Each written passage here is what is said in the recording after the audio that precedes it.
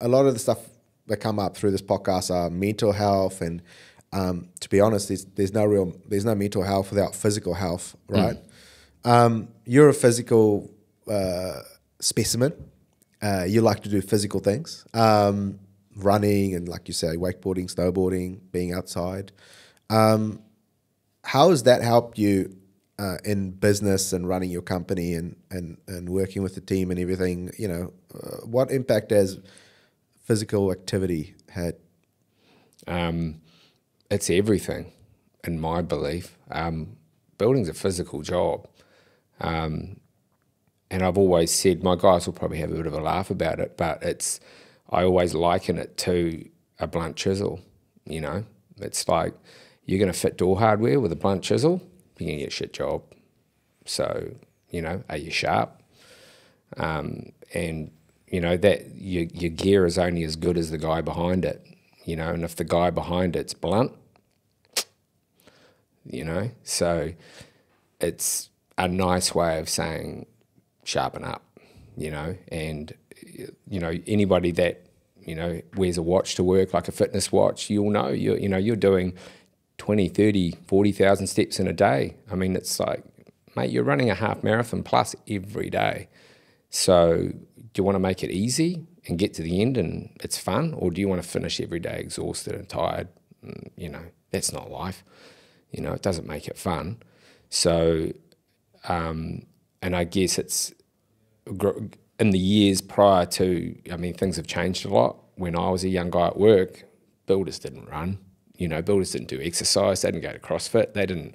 I think I had the odd surfer, but other than that, it was kind of like you drink beers and that's it.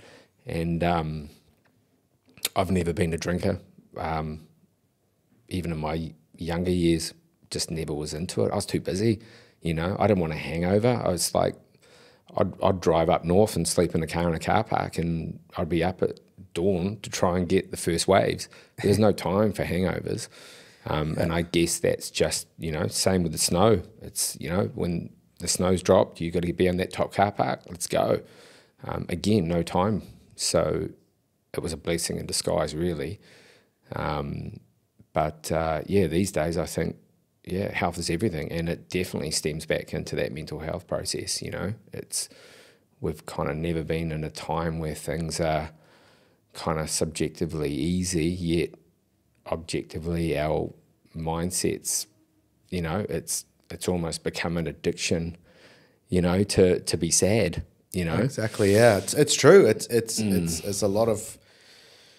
I do wonder, because we have talks at this podcast about mental health, and you got to talk. There's that element you have to talk about stuff. You know what I mean? It helps. Yeah. But you can also overdo it, right? Yeah. And you know, it's horror. It's the most.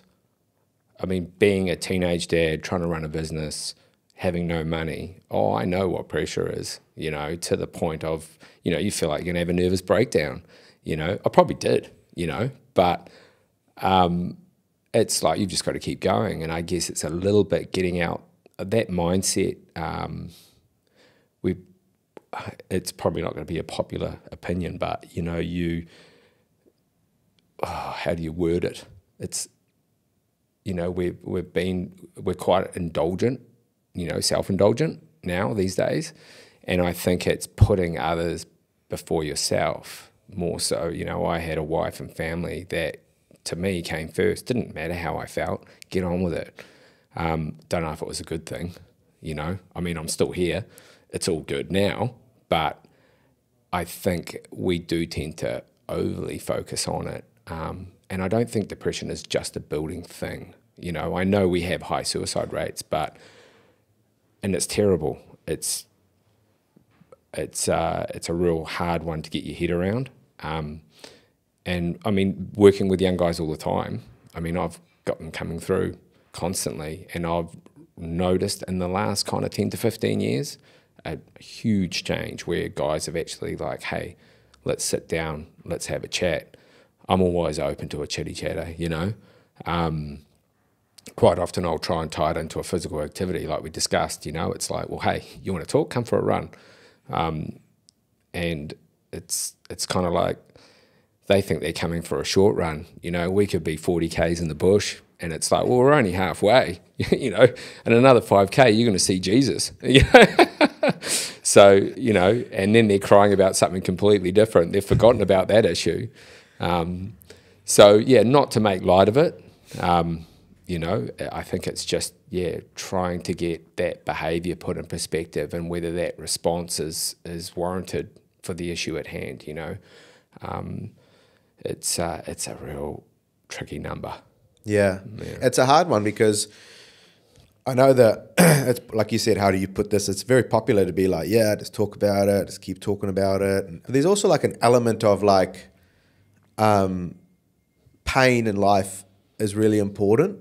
Yeah. And it's almost like, you know, and sometimes it's important to walk through it and get to the other side, and that's how you overcome. Rather 100%. than just not wanting to walk through it and just talk about it. Sometimes you just have to walk alone and walk through it, and you'll get to the other side and you'll be a better man, a better woman. And then there are other times where you need to talk more. So it's definitely, I think it's nuanced, and it's probably individual to each person. It's definitely individual, and it's just, it terrifies me that sometimes I think, you know, I think you can always judge a person's level of success by how they cope with, you know, how disciplined they are or how they position themselves in times of stress, you know. But yeah, it just worries me that sometimes, are those emotions warranted? You know, and it's like sometimes, like if you've got a kid, you know, in your supermarket and they want that chocolate bar and you're like, no. And they throw themselves on the floor, have a hissy fit. And it's usually followed up with a, you know, in the car, hey, that's enough. That's bad behaviour. It's not good enough. And, you know, what ridiculous behaviour for something like that. And in a way, is there any difference to sometimes talking to an adult like that, saying, hey, look, I know you've got this going on, but is this emotion warranted for what's actually going on? Or are you maybe just feeling a bit too sorry for yourself? And sometimes it's more about you. You've got kids at home and a wife relying on you, as well as your teammates at work we all rely on each other. When you've got one person letting the team down, that has an effect right through. So I guess it's just trying to, I suppose, put things in perspective. And then you've got those that are genuinely suffering.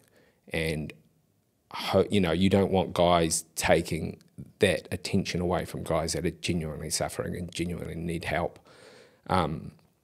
So, I guess it's just, sometimes quieten down the you know, let's talk about it, but let's not overstate it. And maybe let's do it while we're, you know, let's go for a mountain bike ride or let's go for a run, and you can solve the problems of the world after a few hours, you know.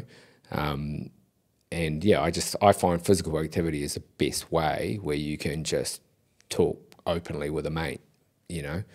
I've always been a firm believer, especially guys, to tie it with an activity or a physical activity, something, you know, even if you did something like go fishing or something, if you're doing something, then the chat's more natural and you can have, you know, sometimes when you sit like we're sitting right now, it's not always the best way to get a message across. It's super uncomfortable, you know, for blokes, you know, and I guess it's just, you know, like you say, everybody, you know, emotions are like tides, you know, they come in and out, you know, they're never stagnant. And like, you know, anything worth doing is hidden behind something really difficult, you know, and it's like running a business, you know, like it's going to be hard, but if you get it right and you work really hard, the other end is you know, is great. And look, I'm here on a Friday morning having a chat with you, and we've had a good coffee, and I mean, you know, I could be sitting in a job being, you know, I'm 15 minutes late, I'm getting yelled at by the boss. You know, it's refreshing to kind of be able to go, hey, you know, I want to give my time to something like this, and it's my choice that I can just jump in my car and come up here and sit in front of you. And to me, that's success. You know what I mean? It's, I guess. Yeah. No, I definitely get that. Yeah. And we love it that you are able to come.